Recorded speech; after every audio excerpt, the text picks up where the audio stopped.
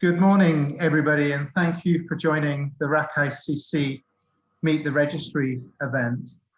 We'll obviously just give it a few moments as everybody joins before we get going formally. But it's my absolute pleasure to see that so many people have signed up today to receive an update from RAK ICC on what's happening in the current environment. I'm going to be joined this morning by Dr. Samir Al-Ansari, our CEO, who's going to start the session with an introduction. I will then talk through various issues that the registry is working with you on at the moment. And Swat Vaid, who's our new Senior Legal Counsel and Head of our Compliance, will be talking to you about developments in that regulatory space. We've got a full agenda this morning, but I don't think we'll keep you for the full 2 hours that we booked the session for. But that will very much depend on how many questions you have. And just as a bit of housekeeping, we'll be more than happy for you to add questions into the panel. We'll look at those and review them as we go as much as we can. But also we'll look to work with you on if there are any questions that aren't answered as the session goes forward, we'll certainly provide responses to you. So I'm going to share with you the agenda for the meeting this morning, and then also pass over to Dr. Samir Al-Ansari for the introduction. We're looking at the key points from Cabinet resolution. We're looking at the National Economic Register. We're looking at economic substance and solutions for economic substance.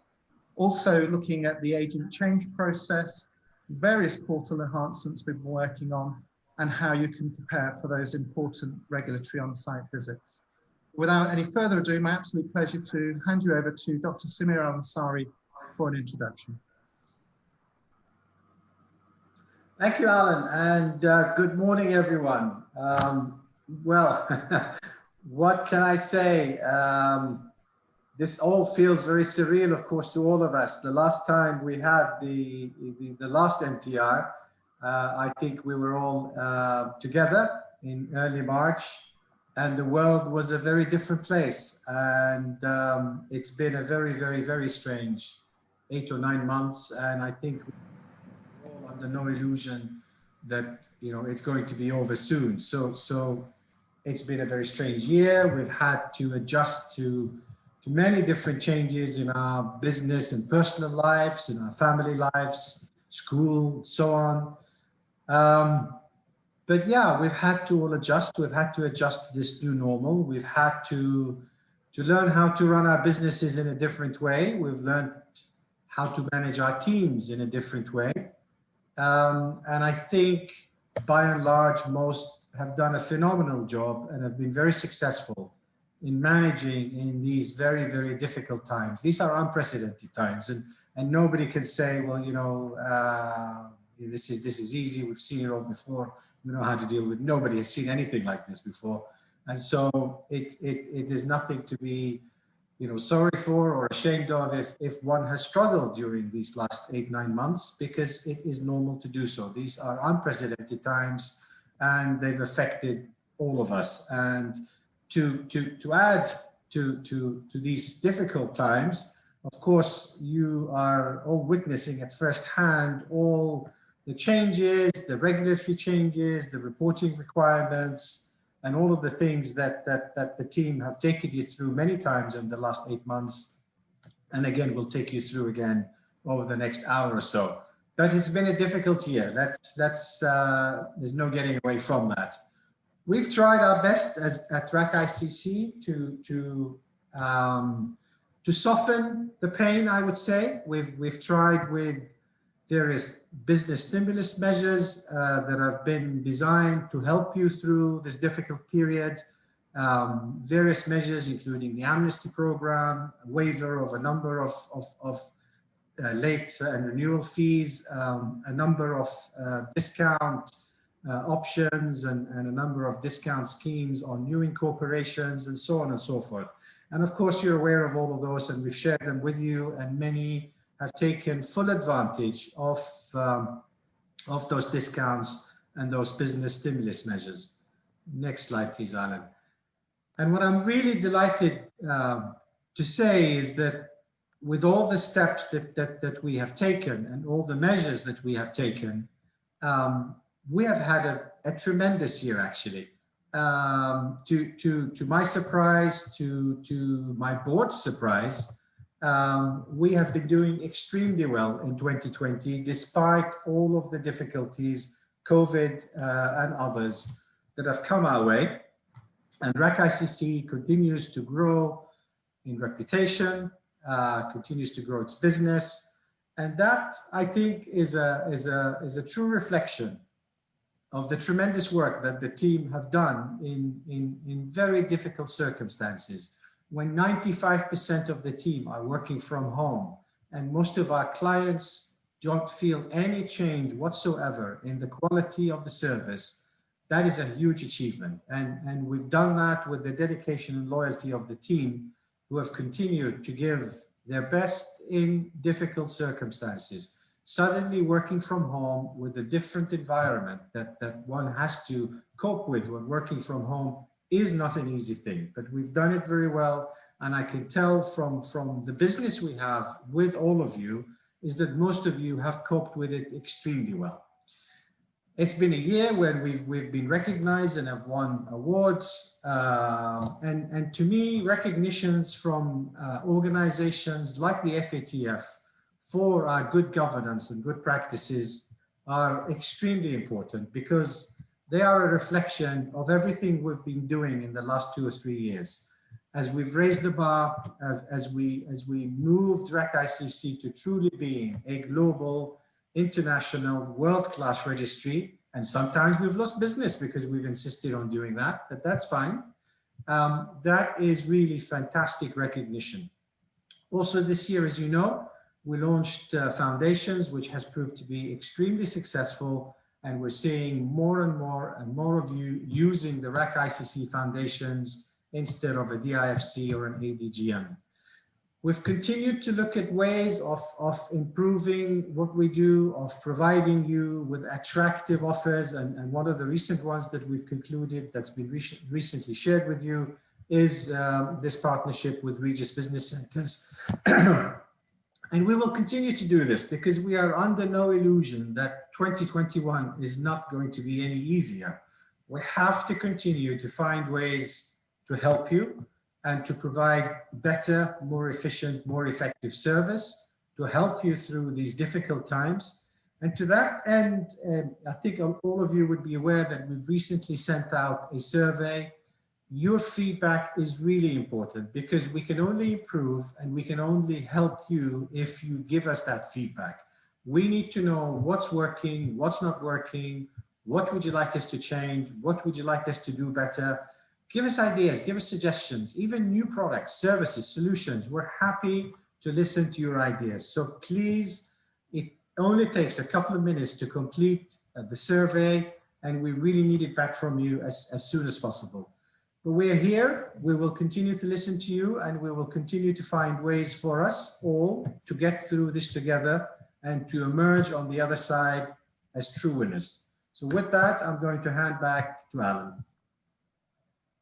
Thank you very much. And you've seen from the agenda, we've got a lot to get through in terms of changes that we know will be impacting on you as registered agents.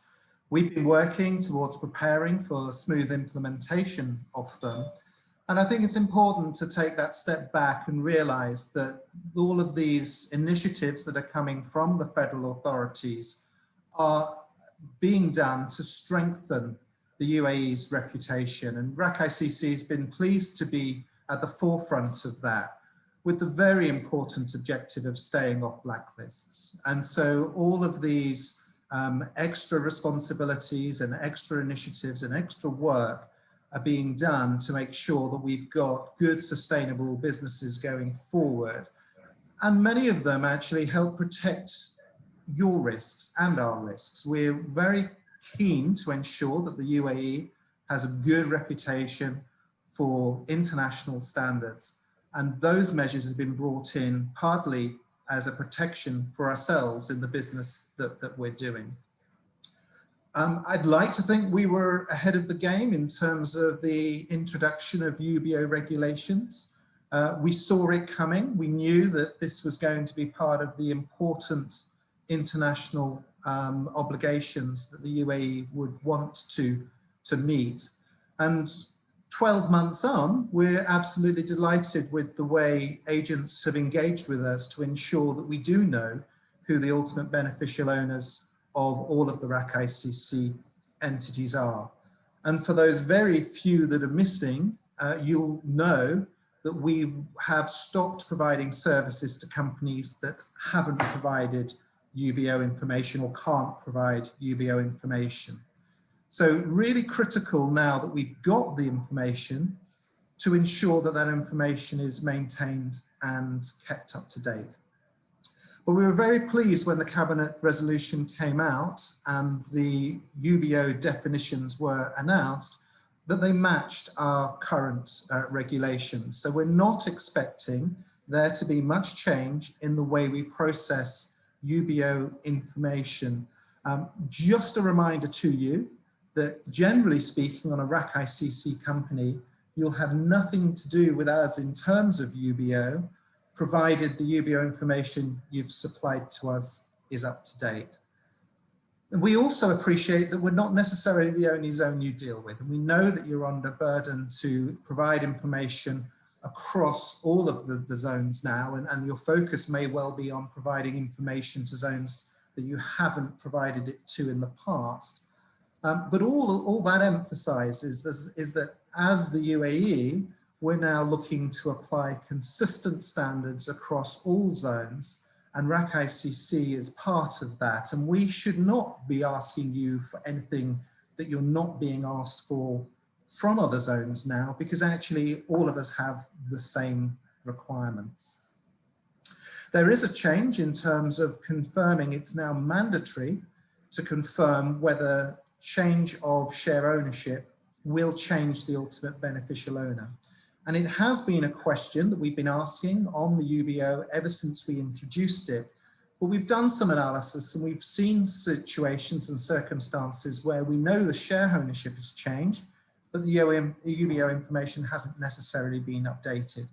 And where we've spotted those, you can expect in the coming weeks and months to receive a question from us, which basically says, is this information up to date? We know that sometimes the share ownership will change and the UBO won't. So that's why it's important that we get that information from you as the registered agent.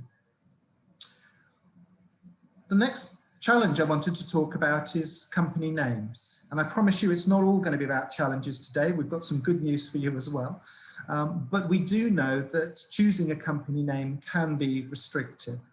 And up to this point, we've only had to look at whether the name already existed on our register, or if it was a very common name that was in use and would generally be associated with a well-known body.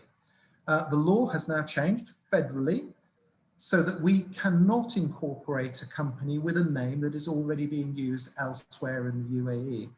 And of course, with so many different registers spread across the whole of the UAE, it's difficult to actually identify that.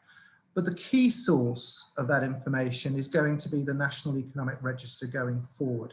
We've got some more information on the National Economic Register in the future. But please don't feel that when we're coming back to you saying that the name you've chosen is not available, that it's us being difficult. It's quite simply we're complying with the new federal requirements. One thing I must mention is that when you use the portal to choose a name and the name gets approved immediately on the portal, that is just a check from the system against our current system. It doesn't mean that if we do further checks, we wouldn't find a reason for that name to be rejected. And I know it's always difficult that you get to the stage where you've done a lot of paperwork, you've prepared for a company, and then you find out the name isn't available. So we can all avoid those problems by reserving names early and doing those checks before we submit to avoid any confusion. The next concept that the Cabinet resolution introduced was that of a nominee board member. So we now need to identify where somebody who is acting that sits on a board is acting on behalf of somebody else. And then there's also a requirement on the register of members to see whether any shareholders or trustees are also acting as nominee board members. I actually think the intention of this was to check whether any shareholders or trustees are acting as nominee shareholders or trustee or for trustors.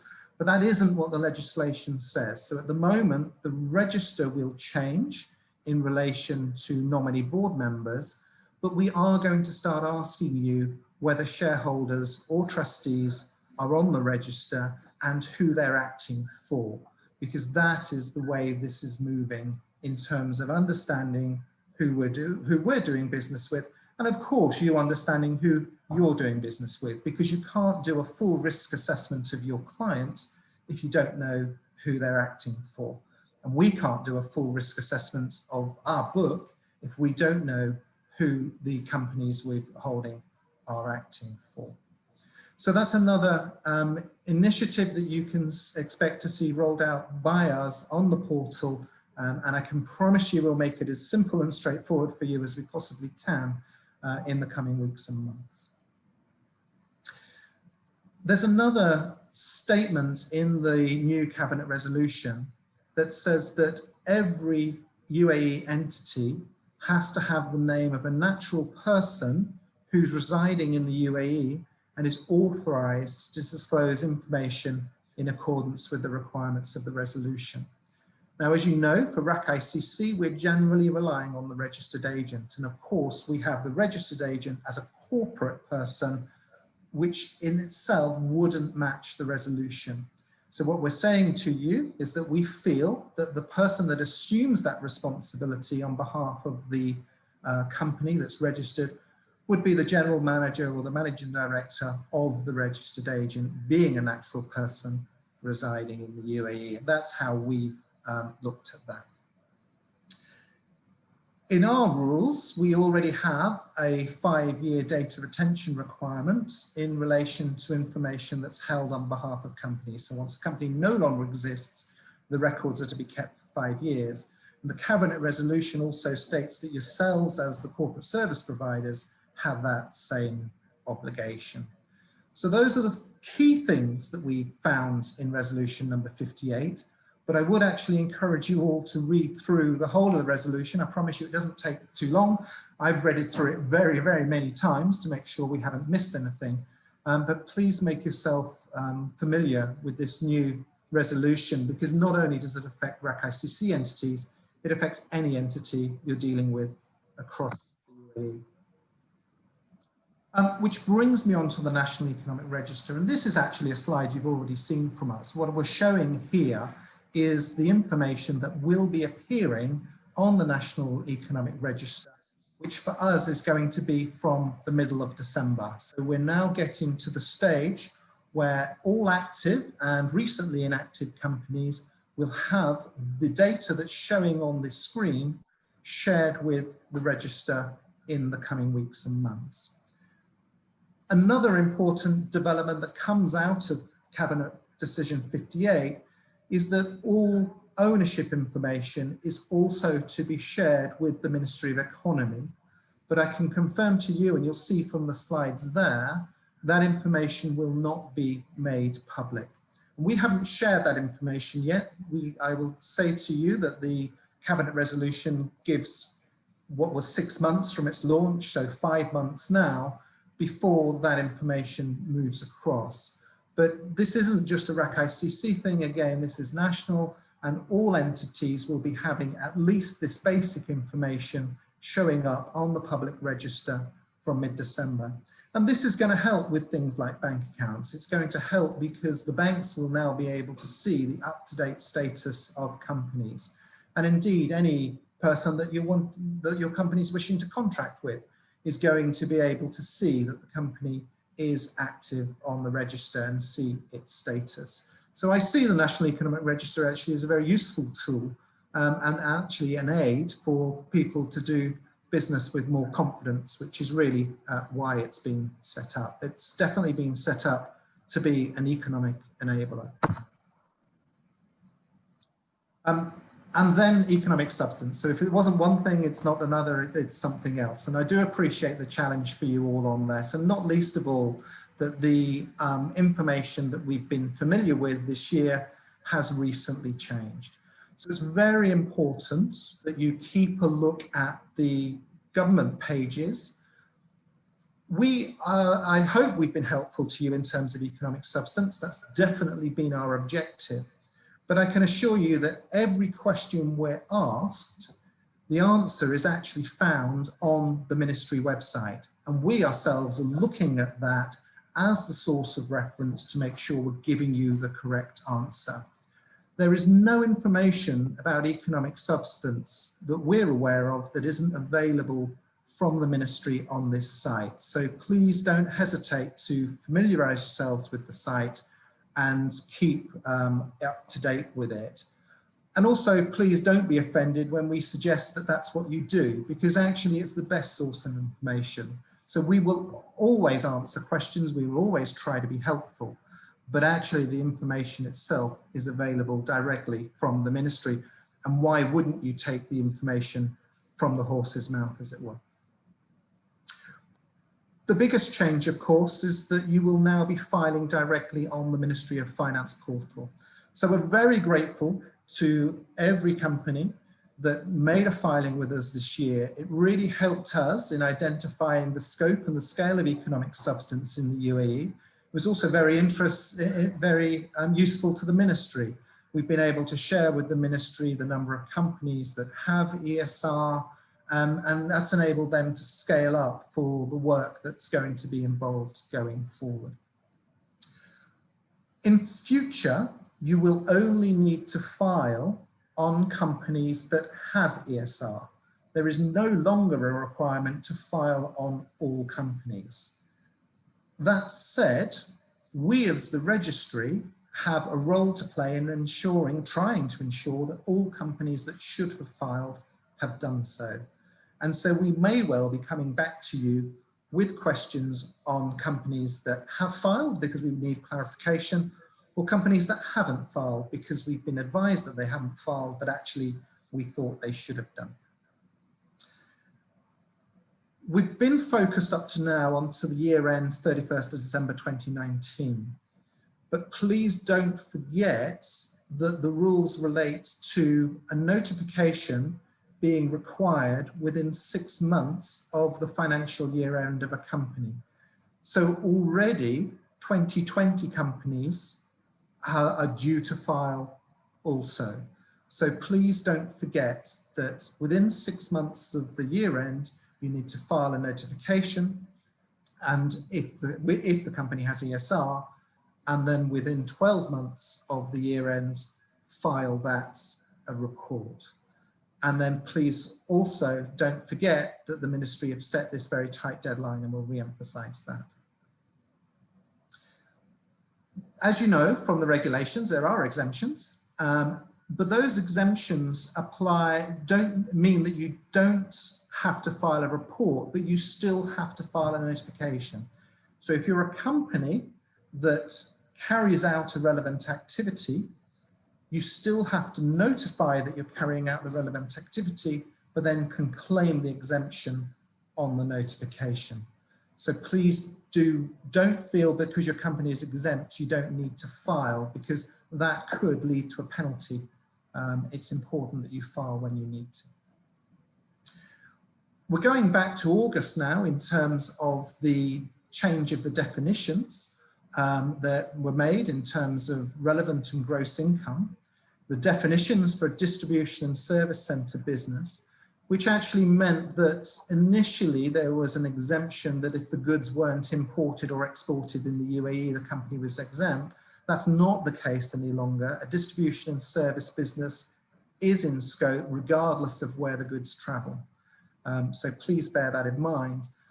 And I know everybody struggles with the high-risk IP concept. So there's been updated definitions on that to help you identify, and it's very clear now whether a company is a high-risk IP entity or not. I've mentioned already that our verification role, So we're setting up a team specifically to look at the notifications and reports that are sent through so that we can go back to the ministry and say, yes, the information that's been supplied by that company matches the information that we have available to us. And that is the extent of our role on this. So you filed returns for all of your entities this year, but now you only have to refile with the ministry if the company is conducting a relevant activity. We know that this 31st of December deadline date is very tight.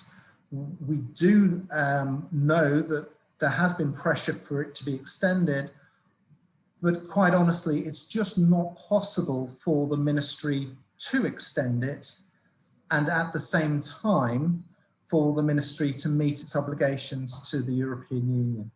So we're not expecting any change to that 31st of December deadline. We think it's a line in the sand that has been drawn that we need to comply with.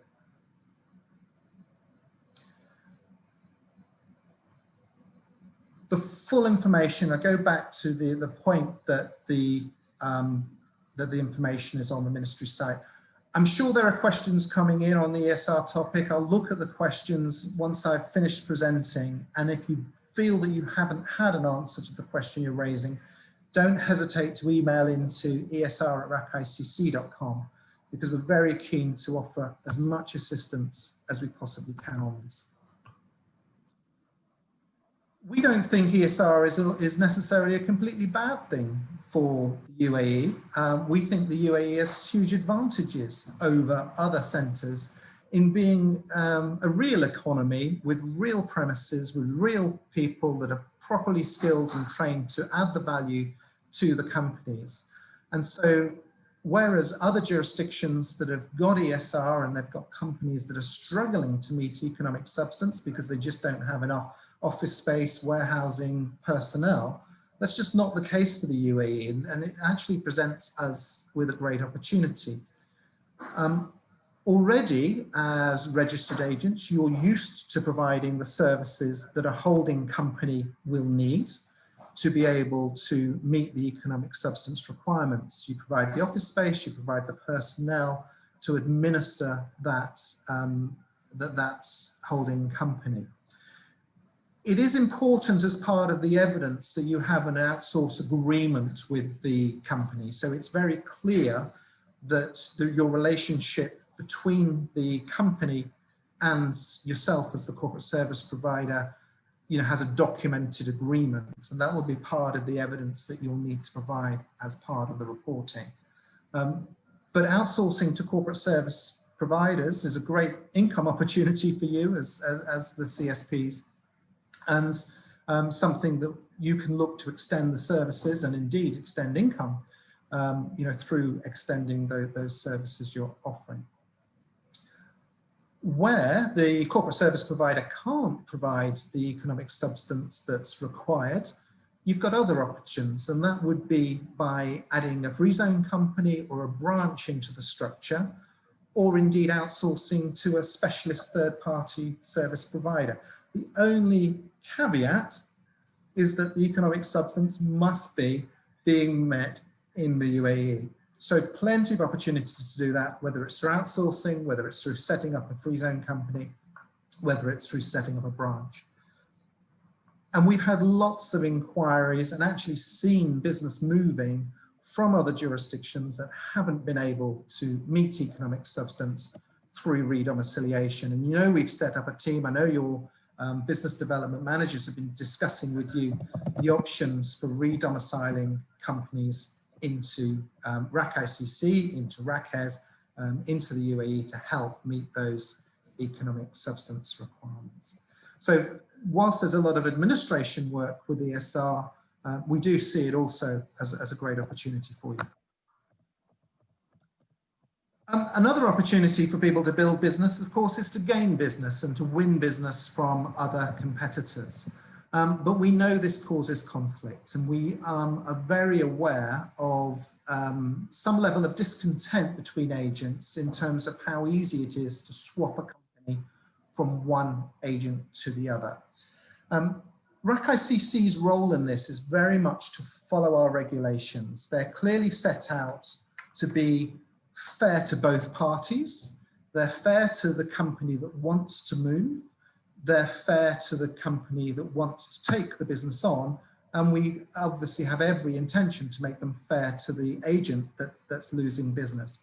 But if you have a company that owes you money, of course, we want you to come to a satisfactory conclusion with that company over the outstanding fees. The no objection certificate that we really do want when we're switching an agent from one company to the other, we know that some clients strongly object to the fees that are being charged by the agent for providing that NOC. So whilst we would prefer an NOC to be in place, the regulations don't absolutely require it. It is possible for us to move a company from one registered agent to the other if the company has requested it and the existing registered agent has failed to comply with the requirements to do so. Of course, it works both ways for you as an agent. Yes, it might be easy for you to lose business. It's also easy for you to gain business. We're not trying to get involved in the commercial arrangements between you and your clients. We're just wanting to act in the interest of the shareholders and place them with the agent that they want to be with. So we can't hold a company in one agent if the company wants to move to another. And that's the point that I wanted to make clear. We do often find ourselves sitting as a referee on this, but we will always act in the interest of the shareholder and make sure the shareholder is with the agent that the shareholder wants to be with. That's the end, I hope, of all of the additional responsibilities. We take our responsibility to make your lives easier very seriously. We want to be your registry of choice, as Dr. Samir alluded to. We're wanting to get information from you on how we can do that. And one of the ways we can do that is to make the portal easier to use. I'm very conscious that we're quite often bombarding you with, we've changed this, we've changed that, you now need to do this. But I promise you the starting point for any of those changes is how will it make it easier for you to administer a company. So we've already stopped the requirement to upload documentation that we already hold. For some reason, we were asking you to upload information every year when you'd already provided us the same information the previous year. That didn't make sense to me, so we've stopped that. We know that individuals quite often have relationships with many companies. So if you're telling us that one of your clients has changed their name or changed their address, if you're telling us that they've changed it on one company, why wouldn't we reflect that same information on all the companies they're associated with? We know, unfortunately, there comes a time when a company will need to come off the register. And as you know, that's generally through a liquidation process, and that's the proper way to ensure that a company has no assets, no liability, everything's been dealt with properly, and then can move off the register in good standing.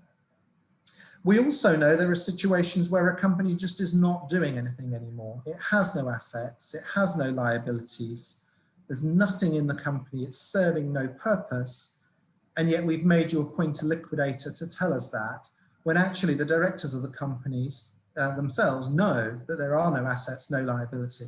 So in future, we're offering a voluntary strike-off option, whereby if the company is completely dormant, there are no assets, no liabilities, the company has not been used, you can simply provide us with a declaration of that, and we will remove the company from the register for the same fee as we would for a liquidation, but without the liquidator's costs.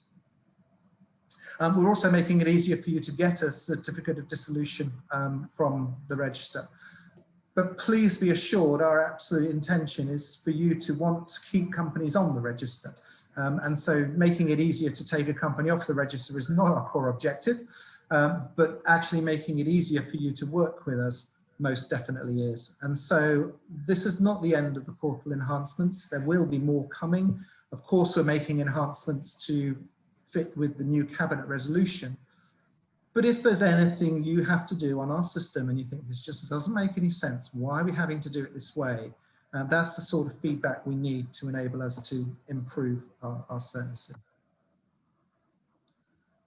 You'll be pleased to know that's all you're going to hear from me for now. And I'm more than happy to answer your questions either that have come through or by following up with you afterwards. But I'm pleased now to pass over to Swara, who's going to talk you through changes to our agent regime. Thank you, Swara. Thank you, Alan. Good morning, everyone, and thank you for joining us today. Today, I would be providing you with an information of the much talked topic about registered agent inspection. I know lots of you would be thinking why RAK ICC would be inspecting you and what do we expect out of this inspection? So I'm here to answer all these questions for you. The first question is, what's the rationale behind of this inspection? So as you all know, UAE has spent significant efforts over the year on combating money laundering and terrorist financing. Frameworks, the UAE has developed frameworks to focus on the relevant AML national legislations in a way that aligns with the international standards. In the last couple of years, UAE has introduced anti-money laundering law, UBO regulation, economic substance regulations. And all these regulations and laws have been put in place just to avoid UAE to be away from the FATF blacklist.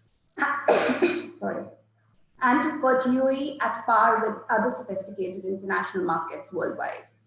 So in order to attain this goal, what is UAE been doing? So UAE has extended some of its obligation under the federal AML law to DNFBPs and corporate service providers in an attempt to prevent the involvement of these sectors in money laundering operations. I think it would also be worthwhile for me to mention that in March this year, UAE Ministry of Economy issued a circular relating to the AML obligations of DNFBPs and corporate service providers in an effort to reflect the recommendation of the FATF. The circular was based on the UAE Mutual Evaluation Report published by the FATF summarizing the results of the on-site evaluation on UAE. So just like the obligation extended to the corporate service providers, regulators also have a role to play in implementing the federal AML law. Regulators have been designated as the supervisory authority, which means a regulator, in our case, RAK ICC, has an obligation to monitor, supervise the CSPs or registered agent to ensure full compliance is being followed to implement the AML law. This brings us to the next question, what you should be expecting from this inspection. So I would like to say that we would make this inspection as simple as possible. We would make this process as easy as possible. It would be a straightforward process wherein RAK ICC would be sending you an AML return form, which you would be required to complete and submit it back to us. The AML return form will focus on two main aspects. The first one is going to be internal governance, and the second is going to be client due diligence. So when I talk about internal governance, our focus would be to ascertain the good compliance practice which has been followed within your organization, such as implementation of written compliance policies, controls and procedures in place in your organization, implementation of sanction rules that apply within UAE, appointment of competent and qualified compliance officer and compliance committee, training and education program relating to AML and combating terrorist financing to your employees and your management team, documenting the risk assessments of clients, and also the indicators that you have put in place to identify if there's any suspicious activity. So you can report the STRs on the Go AML platform.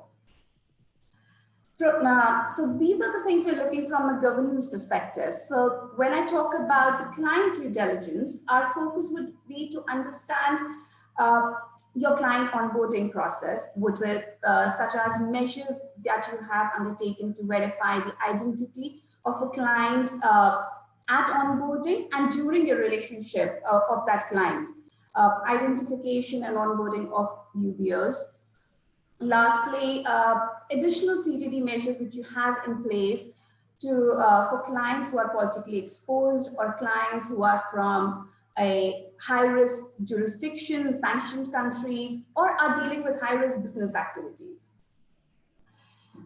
One more thing which that's all from the client due diligence perspective, but one thing which I want to add here is that in order for us to complete this inspection or an assessment on you, we would be requiring copies of your policies, your procedures, your client due diligence files which you have, it's just to demonstrate that the good compliance practice has been followed in your organization. I would also add and emphasize on it that we are not here to catch you out. We are just trying to ensure that a good compliance practice is being followed within our registered agent, and so that we do not fall, so that the UE doesn't go back on the fatal blacklist. So this is all from the agent regulatory inspection point, but please feel free to ask me any questions or message me separately at agentcompliance@rakicc.com if you have any concerns, any questions on this topic. Thank you, Alan. Well, Swati, we've been asked a question in the online chat that says, will the agent be notified a specific date and time of the inspection? Yes, so at the moment, we're going to be choosing agents on a risk-based approach. We would send you an email notification along with the AML return form, and you would be given a sufficient in time to revert back to us.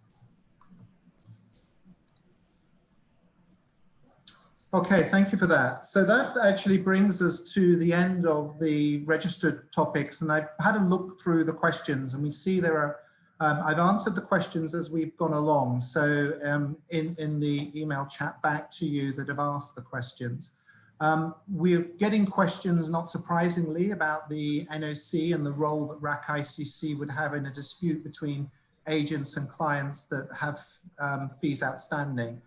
My answer to that is we don't get involved in commercial arrangements between clients, nor do we set the fees that should be charged by an agent for their services, because obviously that again is another commercial arrangement. Other than that, I believe we've answered all of the questions that have been asked. I've got another one that's just come through. If a company has a relevant activity but no income for the financial year, do we still file the notification form? What I would ask you to do is look at the draft template of the notification form, because it does indicate that you should. There's a question of whether the company has ESR, and then a further question on there as to whether any income was earned. But I would leave it to your interpretation as to whether that is essentially necessary. Very important that RAK ICC doesn't tell you yes or no, because we won't be the ones making the decisions on this. These decisions are going to be made by the ministry. And it's very important that we don't find ourselves in the situation where somebody says, well, RAK ICC told us this and you're telling us something different. All of the information for you to make your decision is available on the website. We're more than happy to assist and point you in the right direction. But very important that you familiarize yourselves with those documents. And the notification form is very straightforward. It's very similar to what you've already filed with us. But if you've looked already at the reporting template, you'll see that there's an awful lot of information that you or the company will need to gather before the end of the year to be able to make those filings. So when you have a company that has ESR, I'd encourage you now to start looking at that reporting template to understand the information that you're going to need to gather, albeit you can't actually fill that template out yet because the portal isn't yet available. But please don't hesitate to get ahead of the game on this and start looking already at what you would need to do. Alan, I see some questions coming through on banking, and Sure. the quick answer there is that we continue to work with several banks, and we continue to try to unlock this key area for all of you.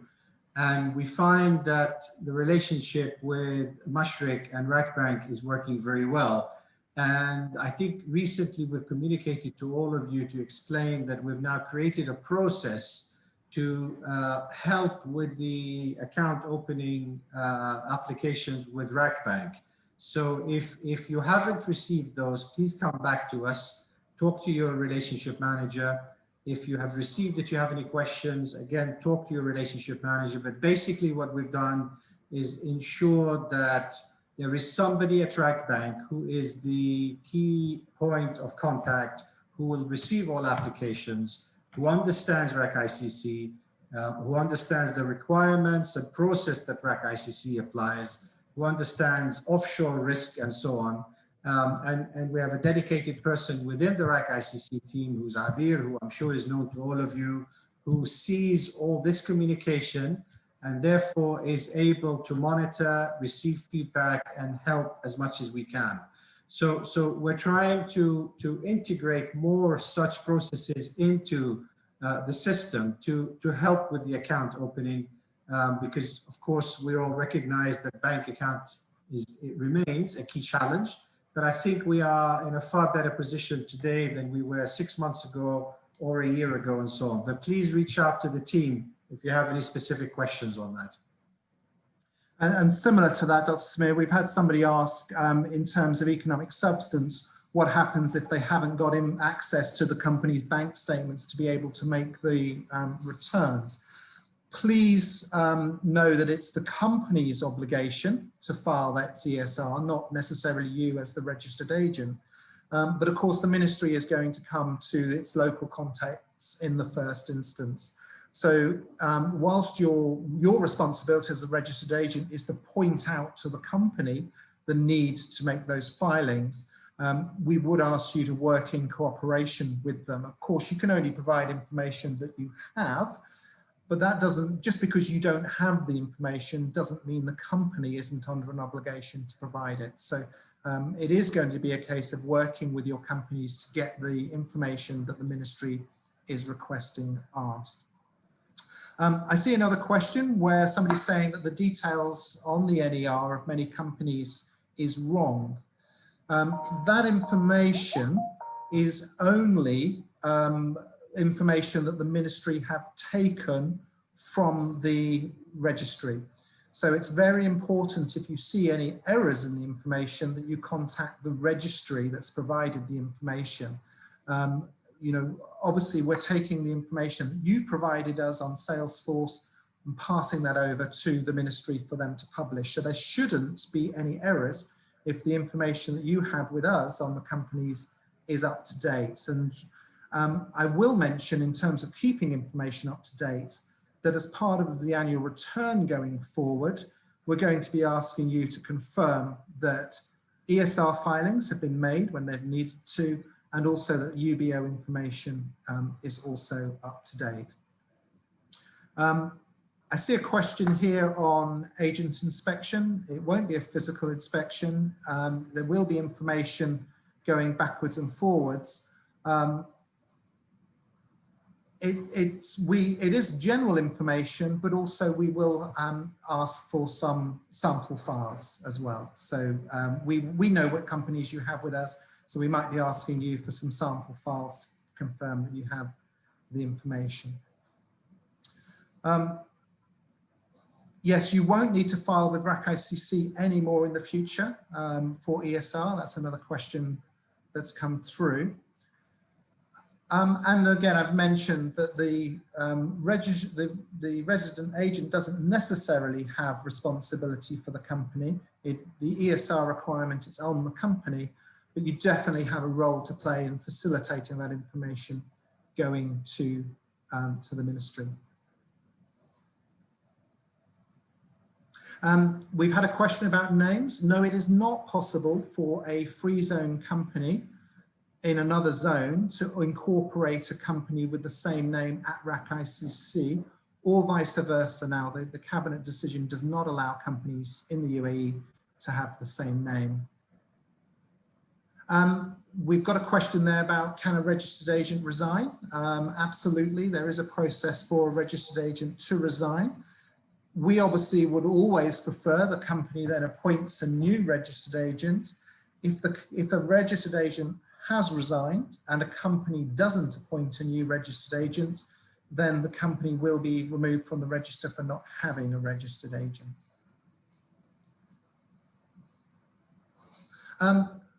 We've got a question about what provisions have been made for COVID on ESR, and I would just point you to the special notice that the Ministry of Finance put on their site about COVID and travel restrictions. They have made allowances for that.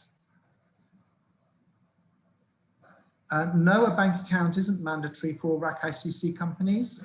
Many companies that are holding assets, for example, won't have any transactions going through them. So no, a bank account isn't mandatory.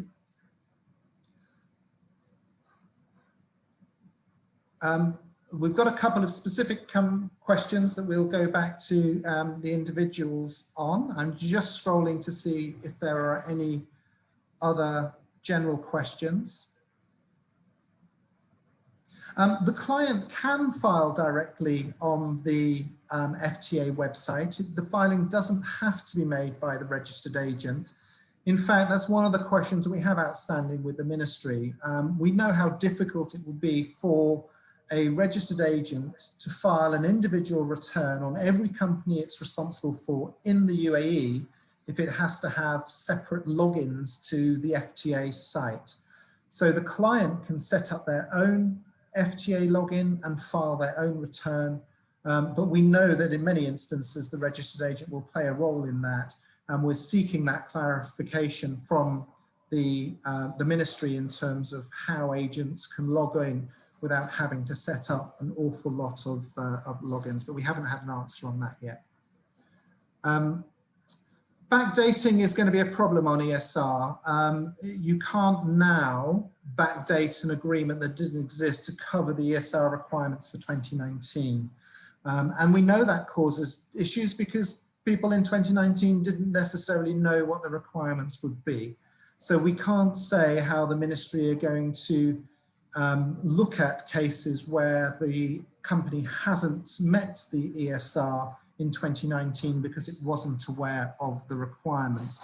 What we know, the general feeling is that the ministry will be providing advice to clients, maybe not on a specific basis, but on a general basis as to the sorts of measures that could be taken to meet ESR going forward. But the actual, whether there would be fines and penalties is something that's not in our control. And we honestly don't feel the decisions have been made on that yet because the ministry won't know the scale of the number of companies that may face that issue at the time. Yes, going back to names, even an NOC doesn't enable you to use the name that already exists. The legislation doesn't allow for that. An NOC is definitely our preferred method of changing a registered agent, but as we've shown you in the regulations, it's not necessarily fully required. Yes, we've had the question about the dates. The ministry site is due to be live during the first week of December, but we're all very aware that's the national holiday period. And yes, the filings, both for the notification and for the report, will need to be made by the 31st. So that's why I would encourage you, please, to look at those templates so that you can start preparing the information that you're going to need. And then the question over whether failing the directed and managed test will automatically lead to penalties. We can't answer that, I'm afraid. It is what the legislation says is that they would be. The approach that will be taken to implementing this over time and enabling companies to rectify the situation is not something we can give an answer on.